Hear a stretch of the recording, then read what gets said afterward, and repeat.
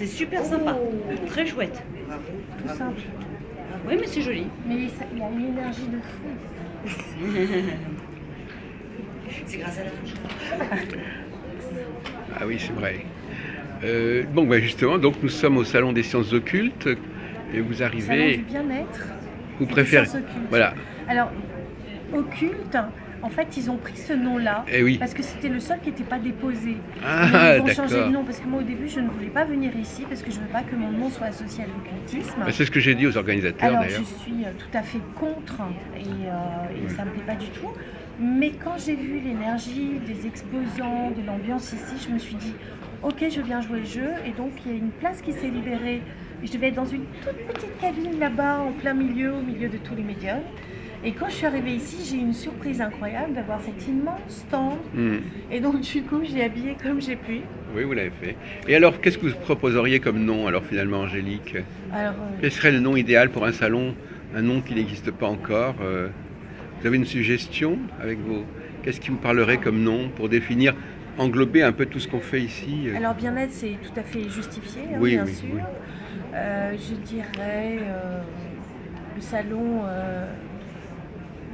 j'allais dire on pourrait se ressourcer en fait. Ah oui, Se ressourcer et pas faire mal, le oui, point. oui.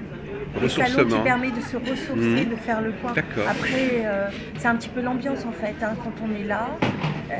On est disponible pour les gens qui viennent nous Oui. voir déjà. On n'a aucun jugement. Souvent, on est beaucoup moins cher que quand on est en cabinet. Parce que on fait toujours des prix salon. Donc c'est toujours plus intéressant de venir sur un salon. Oui. Et puis ça permet de rencontrer, moi je passe à la télé de temps en temps, sur IDF1 dans l'émission Et des voyances.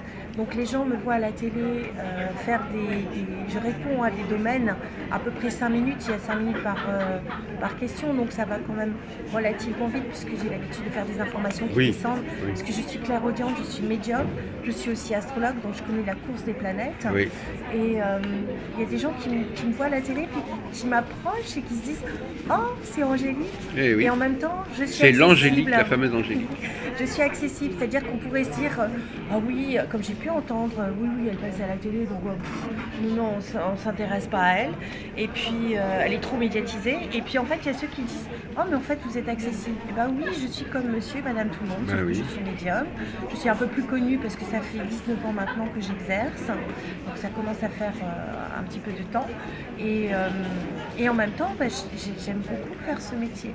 Donc pour moi, c'est un plaisir de venir dénouer avec vous certaines situations. Ça permet de faire le point, ça permet de comprendre ce qui nous arrive, ce qu'on est en train de traverser. Ça renforce votre intuition parce que souvent vous avez déjà des informations et vous avez peur d'avancer. Donc dans ces cas-là, je vais vous pousser un petit peu plus loin. Oui. Et je suis aussi thérapeute. Ah oui. Je suis thérapeute holistique. Hein.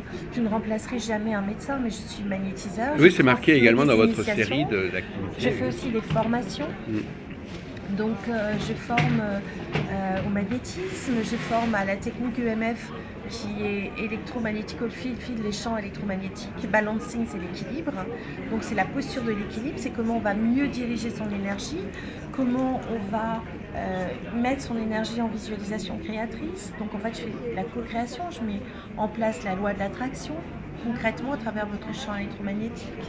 Je travaille pour monter votre vibration. Hein, ça part du principe de la syntonisation. C'est-à-dire que quand vous pincez la corde d'un violon et que vous avez le même violon à côté, et ben, la même corde va se mettre à vibrer puisque la fréquence la plus rapide entraîne la plus basse, c'est un principe de physique. Donc je travaille de manière... j'allais dire, je ne prends pas le mal de la personne, mais je vais simplement amener la personne à vibrer plus rapidement. Et donc, elle va s'auto-équilibrer. Donc, je suis une facilitatrice. Oui. Mais en aucun cas, je ne prends le mal sur moi. Et en aucun cas, je renvoie quoi que ce soit à personne. Je transmute. Hein, je vais faire appel, par exemple, aux 9 anges du champ énergétique humain pour faire de la reprogrammation cellulaire. Et donc, on va aller travailler sur des mémoires qui permettent de sortir de l'état de victime. J'ai vu que maintenant, Il y a beaucoup de gens qui ont peur, qui ont vécu des événements traumatisants, qui sortent de familles dysfonctionnelles, qui ont peur de leur ombre, qui ont peur de ceci, de cela, et quelquefois à juste titre parce qu'ils ont vécu vraiment des traumatismes. Ben, on peut les accompagner pour qu'ils arrivent à quelque chose de beaucoup plus serein, d'épanouissant, et donc on les aide à se recentrer. Et automatiquement, quand on se recentre, on s'ouvre au niveau du chakra du cœur. Et qu'est-ce qui se passe? On va avoir une information qui va descendre à travers le chakra coronal dans la colonne d'énergie centrale, et on va rayonner et on va recevoir des informations. Voilà, je suis partie sur une grande tirade. Oui, voilà, mais d'accord. Mais je voulais justement vous demander quel est le rôle de l'astrologie dans cet ensemble d'activités. L'astrologie, c'est la mesure magnétique de notre ADN au moment de la naissance. Donc l'astrologie permet de voir la carte routière. Quand on regarde une carte du ciel, donc un thème, on va savoir quels sont les chemins à prendre et à ne pas prendre. Que si on prend les mauvais chemins, de toute façon on arrivera toujours à bon port un jour ou l'autre. Mais on peut peut-être le faire de manière plus confortable. Voilà. Donc ça nous permet de voir le sens du vent, ça nous permet de rassembler son énergie pour aller sur des objectifs de la manière la plus performante, la plus agréable, la plus confortable. Et d'être moins dans la surprise, d'être moins dans l'imprévu. On a déjà vu les choses se présenter. On perd moins d'énergie. Pas uniquement, parce que ça c'est dans la prédiction et c'est toujours très très compliqué de prédire en astrologie. Vous parlez plutôt de la connaissance de soi. Les deux, parce que quand on connaît le thème de quelqu'un, on a ses potentiels, ce qu'il a choisi de travailler. Oui. Avant de naître. L'astrologie karmique aussi, oui. Oui, je fais de l'astrologie karmique et judiciaire de judicieux. Oui. Donc on voit quelles sont les grandes leçons que la personne a choisi de traverser. Voilà, d'accord, entendu, oui. Et on sait quels sont ses outils pour s'en sortir quoi qu'il arrive. Donc c'est pas forcément prédictif. Mais quand on a fait une carte du ciel, et ça se fait pas sur un salon, c'est quand même beaucoup d'heures de travail. Non. Quand on a étudié un thème en profondeur, vous êtes le premier à le savoir, Jacques, on va ensuite pouvoir faire ce qu'on appelle la révolution solaire, c'est-à-dire le moment où le soleil repasse sur le soleil de naissance. L'anniversaire en quelque sorte. Voilà, et donc ça va nous donner une image polaroïde des positions planétaires, et à partir de là on va les analyser, sachant qu'il y a plusieurs définitions pour le même symbole astrologique. Donc il faut d'abord avoir fait le thème pour pouvoir choisir la meilleure définition qui soit, qui correspond en fait à l'évolution de l'année. Et puis ensuite, quand la personne vient nous consulter, on va lui poser des questions, puisque c'est pas prédictif, et on va voir entre l'analyse qu'on a faite, la déduction logique et l'intuition qu'on peut aussi avoir, et la perception qu'on peut avoir du thème qu'on a travaillé, on va avoir ensuite le feedback de la personne qui va nous dire oui, ça me parle bien, ça non, et à ce moment-là on va ajuster le thème sur mesure. Donc c'est encore autre chose, un thème. Alors qu'est-ce que vous pensez, pour prendre un problème plus général, du support? Alors je crois que vous ne parlez pas des cartes dans votre présentation. Ça fait partie des cartes, le tarot, ça fait partie de vos moyens d'action, ou vous avez laissé ça de côté? Je les utilise aussi. Ah, quand même. J'utilise l'oracle de Béline, parce que dedans il y a des symboles astrologiques. Je ne connais personne qui ait la même définition du symbole astrologique. De l'oracle de Béline. Personne, aucun médium qui s'est amusé à tirer les cartes avec moi sur l'oracle de Béline n'a eu les mêmes définitions sur les cartes. C'est un support.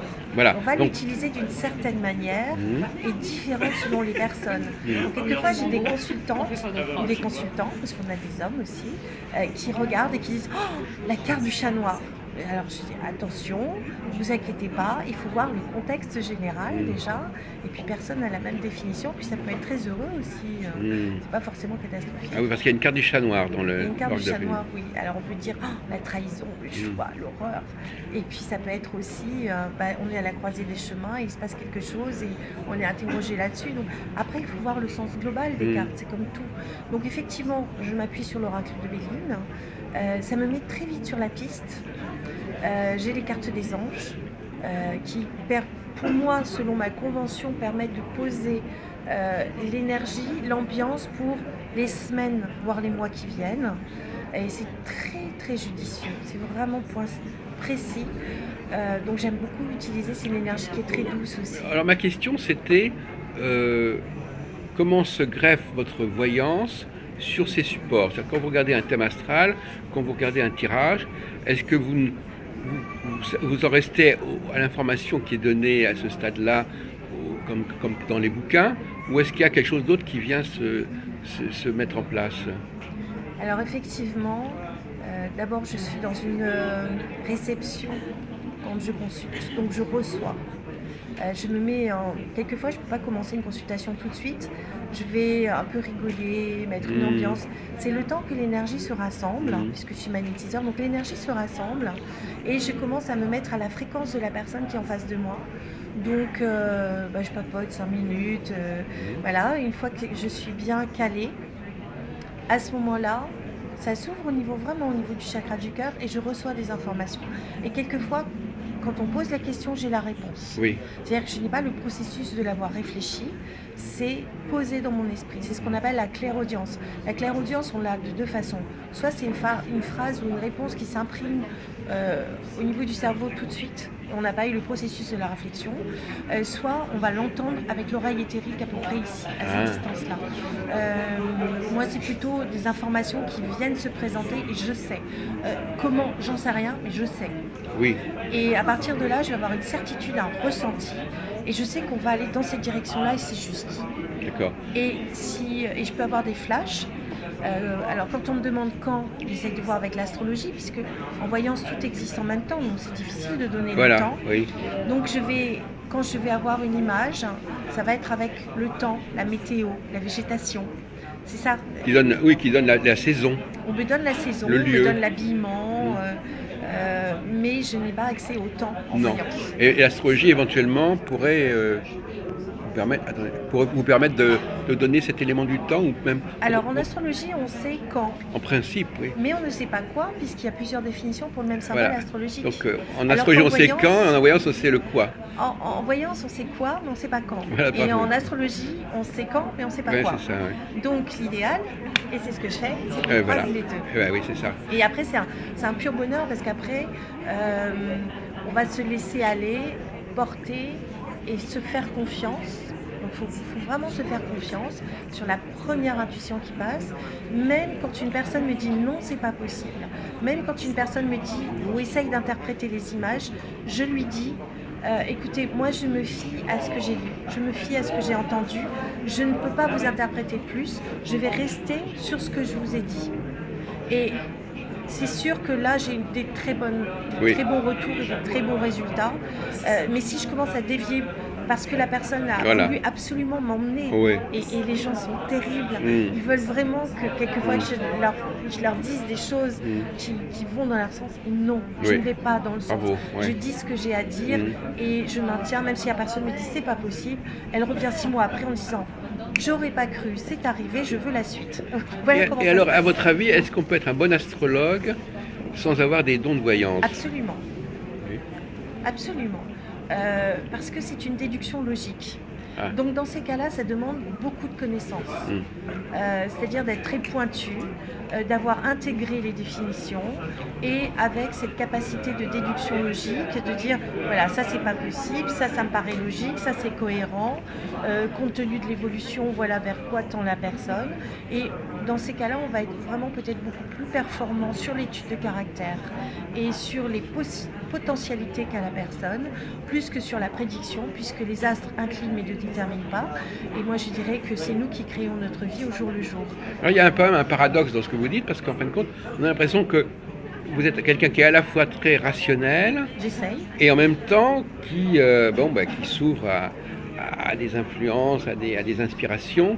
Et en fin de compte, on a l'impression qu'il y a deux facettes dans votre mode de